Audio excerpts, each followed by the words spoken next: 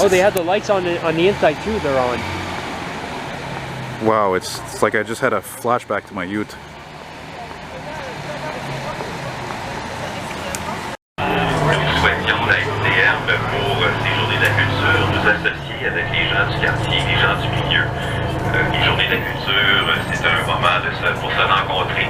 Alors, on a rencontré les gens de la Société historique de Pointe-Saint-Charles. Et c'est avec eux donc, et avec vous bien sûr, que nous faisons cette petite tournée aujourd'hui dans les rues de Pointe-Saint-Charles. Nous sommes sur la rue du Centre. Nous allons nous arrêter dans seulement quelques coins de rue, un endroit quand même intéressant. Seulement juste vous dire que bon, c'est seulement en fait dans les années 50 qu'on va remplacer les tramways par des autobus en 57 sur la rue du Centre, également sur la rue Wellington. Auparavant, on a eu une expérience dans les années 30. Il y avait des tramways durant les heures de pointe et hors pointe, c'était des autobus sur la rue du Centre. Donc, une sorte de service hybride. Et par contre, ça a duré seulement de 34 à 42, parce qu'en 42, c'était la Deuxième Guerre mondiale. Et Deuxième Guerre mondiale, dit également rationnement. Donc, il fallait rationner les pneus, rationner l'essence. Alors, c'est en 42, donc on a retiré les bus. Et seulement des tramways donc sur la rue du Centre jusqu'en 57. Et la rue du Centre, c'était le circuit numéro 2. Et le circuit numéro 1, est-ce que les gens, quelqu'un sait quel était le circuit numéro 1? C'était pas Sainte-Catherine. Il a changé de nom, c'est Hammerbrook. Lorsque le métro est arrivé en 66, on a retiré les numéros 1 à 9 pour qu'ils servent uniquement pour les lignes de métro. En réalité, on s'en sert plus vraiment. C'est seulement les couleurs qu'on utilise maintenant pour désigner les lignes de métro. Alors, on s'arrête une première fois sur... en fait, c'est le seul arrêt sur la rue du Centre, mais c'est le premier arrêt du parcours. Je cède la parole à Sylvain.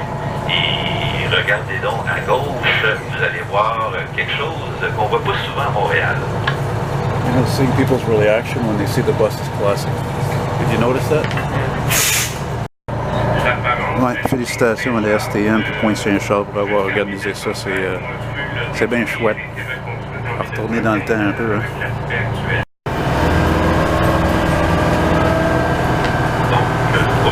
Dans Montréal, la ville au sans clocher, comme on l'appelait, mais quand même deux églises catholiques, une à côté de l'autre, et pas quand même une église de deux. Oh, yeah. That's weird, eh? Yeah, two of them. C'est remarquable. Petite anecdote, l'Américain, l'auteur Mark Twain était venu à Montréal. Il a été invité par la communauté anglophone et bon, il avait dit, à Montréal, il y a tellement d'églises qu'on ne peut pas jeter une pierre sans risquer de briser un vitrail d'église. Donc c'est carrément ça, là, il y a tellement d'églises à Montréal que vraiment, là, on ne peut pas les manquer. Voilà, donc on va bientôt maintenant. Pont Victoria, tout le nom de rue Bridge, la rue qui mène au pont. Rue extrêmement importante, du moins dans le cadre de cette activité, parce que c'est sur la rue Bridge qu'a été mis en place, en fait, le premier service d'autobus à Montréal en 1919. C'était le 22 novembre, donc bientôt 100 ans. Pourquoi avoir débuté le service d'autobus sur la rue Bridge? Eh bien, c'est une longue histoire, bien sûr, vous en doutez bien, mais brièvement, c'est que à l'époque, c'était la compagnie des tramways de Montréal qui s'occupait du service, donc c'était une compagnie privée. Il y a une autre compagnie qui s'appelait la compagnie canadienne d'autobus qui a essayé de s'implanter à Montréal, mais qui a échoué. Donc, oui, la compagnie des tramways a gagné, mais elle n'avait pas le choix, il fallait qu'elle aussi, à un moment donné, there was that famous Carter one time to Chateauguay because that's the thing, these buses, like you said, these coaches. Yeah, they were for Sitso. Yeah, they were exactly off-island. Yeah. On va voir des autobus. Et là, en 1919, il était temps de commencer à utiliser justement cette technologie qui débutait, mais encore là, il fallait l'essayer. Et justement, Not surprised if they're going to run these buses in other areas where they had these buses or something. Pourquoi? Parce Eventually, over time. c'est en 1919 qu'on a refait complètement la rue. No, they'll never run them in the winter. Oh, they don't? Oh. No, they'll never run these in the winter. Comme vous allez Too much voir, corrosion. il y avait Oh, yeah. Forget about it. une mais c'est un secteur très industriel. Il y Well, I avait guess in the de spring. croisement avec des voies ferrées It en still works. 1919. I was thinking the same thing. Yeah. Évidemment, qui se poursuit aujourd'hui. On va parler tout à l'heure, là, évidemment, le bus, il va avoir raison de tramway dans d'autres circonstances. Mais tout ça a débuté bien modestement sur la rue Bridge avec un circuit de 700 mètres, donc entre la rue Wellington, où nous sommes actuellement, donc la rue Wellington qui avait sa ligne de tramway. Et donc les gens pouvaient embarquer dans l'autobus sur la rue Bridge et ensuite changer de transport, transfert modal, comme nous appelons aujourd'hui dans le jargon. Et pouvaient donc prendre le tramway sur Wellington à travers le bus sur la rue Bridge. Oh yeah, that's true, eh? Because it does Alors nous allons vous arrêter dans quelques instants et je vais vous donner la parole à Sylvain qui va vous parler un peu de l'histoire de ce quartier. When I originally read about how, like, you know, they're going to run on the street, I thought to myself, what are they going to do? They're going to take the Victoria Bridge to St. Lambert. I know. That's when I heard of the always that's what I thought too.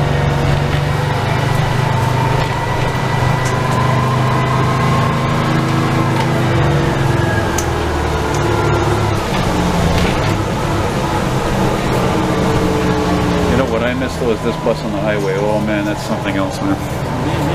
Oh yeah. Let alone, I mean, where I'm sitting right now, it's very hot actually because hey. That's why I moved over, actually. Well, that and be more comfortable. Dans le secteur des anciennes abattoirs de l'Ouest, il y avait le dernier Neuchâtel qui en et c'est un secteur qui c'était autour de... Au début, c'était autour de 5 sous. C'est passé à 7 sous à un moment donné. Par contre, c'est resté 5 sous très longtemps. 5-7 sous. Puis bon, le bus, justement, sur la rue Bridge, permettait la correspondance avec le tramway, qui était bien. C'était pas tous les bus. Par contre, il y avait ça par la suite. On va avoir d'autres services de bus. On va avoir des bus de luxe. Et là, bon, c'était 3 billets pour 25 sous, sauf que vous n'aviez pas la correspondance avec le tramway.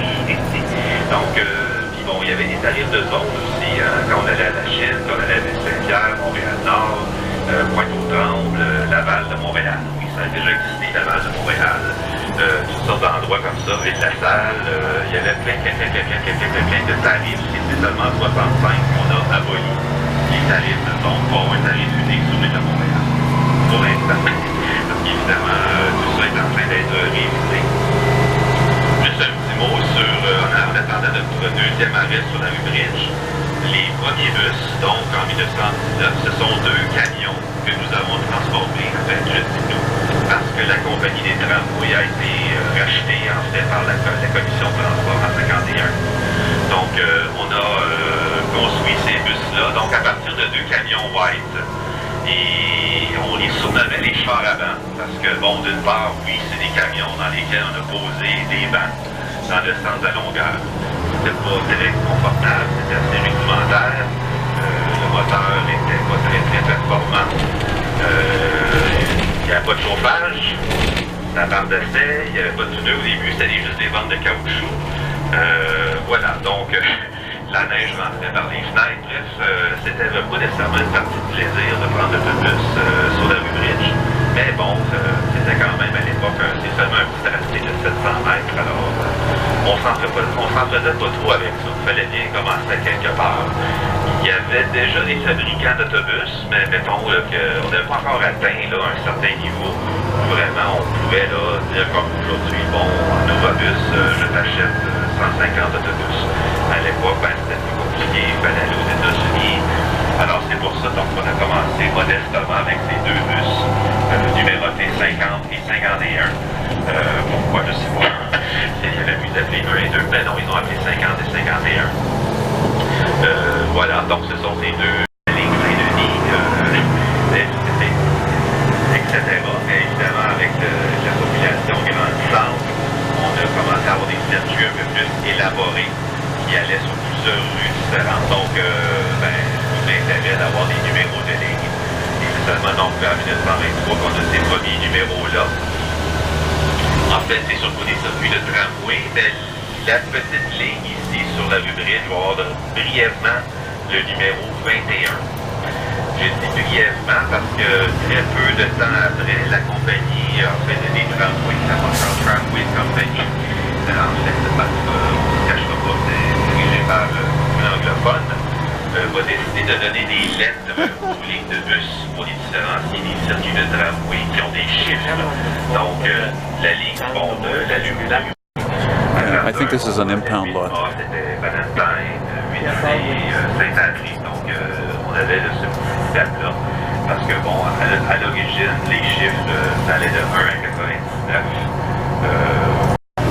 It's true.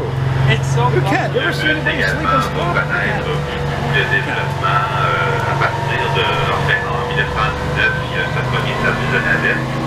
Il y en a un deuxième qui est inauguré 2 ans plus tard sur la rue Mairie. C'est un petit service festival, donc seulement l'été, avec des véhicules verts sur les côtés, donc une journée comme What did you see? agréable. A Via? I thought you saw an old car. Wow. Conçu pour les Oh, yeah, gens cool. I was traversés hoping to see pour that. l'île Sainte-Hélène.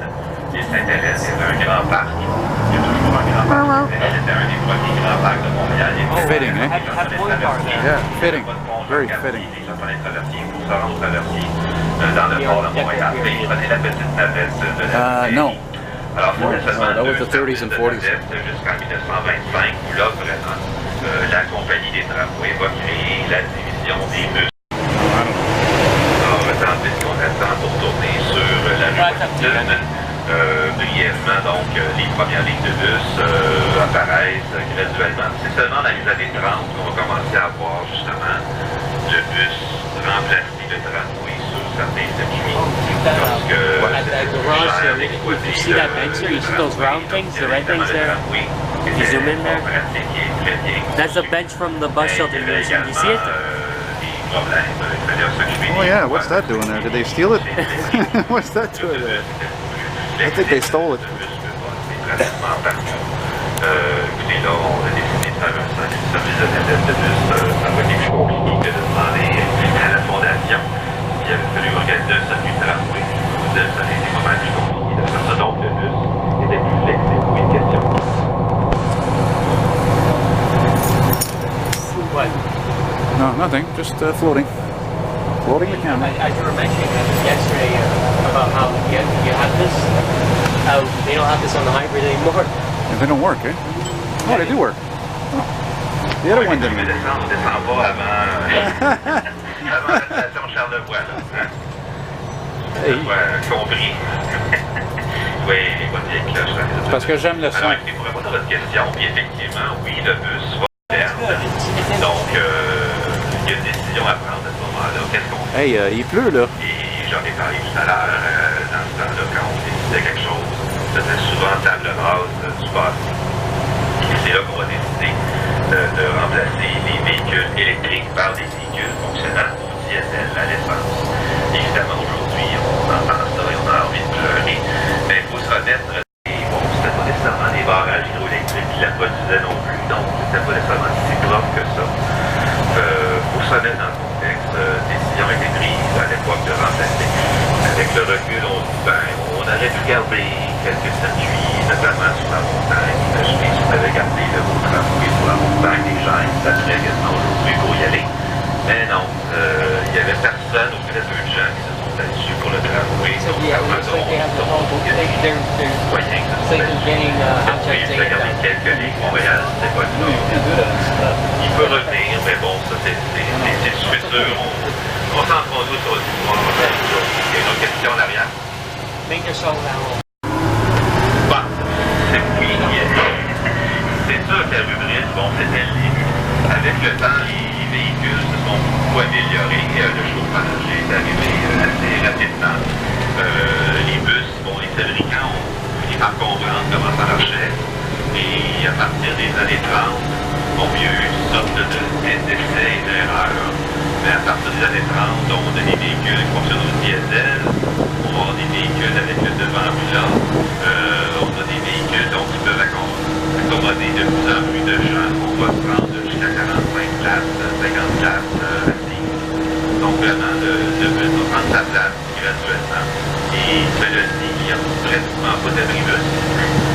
L'abribus moderne à Donc, avant ça, il y a seulement les terminus et parfois il y a certaines hôpitaux, par exemple, où il y avait un arrêt ouvert pour les voyageurs. Mais sinon, il fallait attendre le bus pluie à la pluie, et ainsi de suite. Donc, comment dire,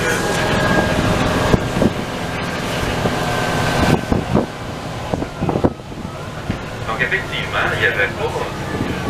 C'est une autre époque, encore une fois, replaçons-nous. Aujourd'hui, bon, on a notre cellulaire, puis on peut se répondre dans les prochaines secondes. Actually, doesn't smell bad, eh? Le bus, il y en avait. Donc on n'attendait pas longtemps, mais on ne savait pas trop quand Might see a couple old cars. parce que non, il n'y avait pas Oh, yeah, this is new. à l'arrêt. Le plan du réseau, il n'y en avait pas toujours. Il fallait y trouver, c'était pas trop facile. Franchement, là, justement, lui, il n'y avait pas d'arrêt. Sur la rue Bridge, au début, justement, il y avait un peu de confusion. C'est que là, à un moment donné, la compagnie a dit, bon, ben on va s'arrêter à chaque coin de rue. Ben là, c'est dans la main des arrêts. Puis finalement, effectivement, le panneau d'arrêt, même comme au début, avant le panneau d'arrêt, on a demandé aux gens de faire un signe. C'est une petite anecdote. Faut bien que je parle du métro, c'est mon sujet de prédilection. Les voitures de métro d'origine, construites dans les années 60, ont été rénovées ici, donc à Pointe-Saint-Charles dans les années 90. Alors, il y a quand même un lien avec le métro, les voitures de métro, donc de première génération qu'on a retiré du service l'an dernier. Alors, je sais, encore une fois la parole. Et on va construire une deuxième ligne ouest sur Saint-Antoine et Craig. Craig, on s'appelle encore maintenant aujourd'hui Saint-Antoine sur toute la longueur. Craig. Et Wellington, donc, qui suit en 1864. Donc, troisième axe et première ligne à être retirée en 1868. Et oui, donc, le circuit s'arrête au canal, donc il est seulement dans Griffintown, aujourd'hui Griffintown, à l'époque Griffintown aussi. Les citoyens vont se plaindre du fait que les rails qui sont posés directement là, sur la voie, et la voie, c'est métier, c'est juste là, la ouest et ainsi de suite. Ben évidemment, les rails, là, c'est vraiment assez haut, là, c'est pas incrusté là, dans l'asphalte comme ça peut être compagnie de l'époque, là, c'était pas encore la Montreal Railway Company, c'était la Montreal Street Railway Company, donc on va prolonger le service à vapeur avec l'entente avec cette ville. Ici, on va avoir de temps en temps un Dominique dans l'arrêt, à l'arrêt de la rue Liverpool. On a un dernier arrêt donc sur Wellington. On va vous montrer brièvement et je vais également citer la parole de mon ami Sylvain. Vous regarderez à gauche, après la lumière, c'est un petit peu plus loin. C'est à gauche que ça va se passer dans quelques instants.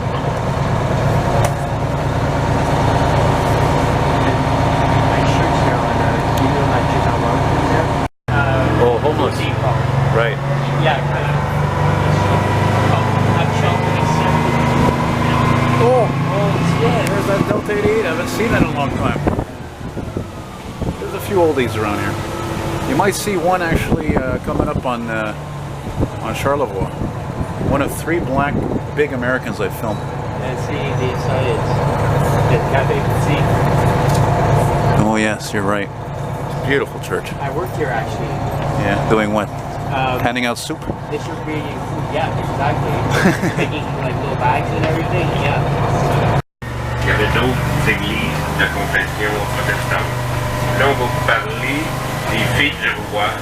En 1663 à 73, il y a 800 filles du roi qui sont envoyées en Nouvelle-France par Louis XIV pour peupler. Et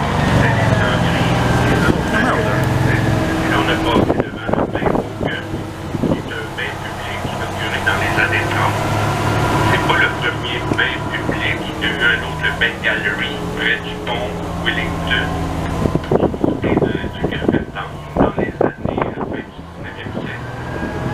Les gens, parce qu'il n'y avait pas de bain noir qui était dans tous les appartements, là, il y avait une piscine, puis des douches, tout ça.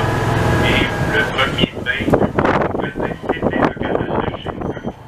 Et en 1860, j'ai trouvé un article qui se plaint qu'il y a des hommes d'un certain âge avec des jeunes garçons nus qui se baignent dans le canal de Chine pour revenir.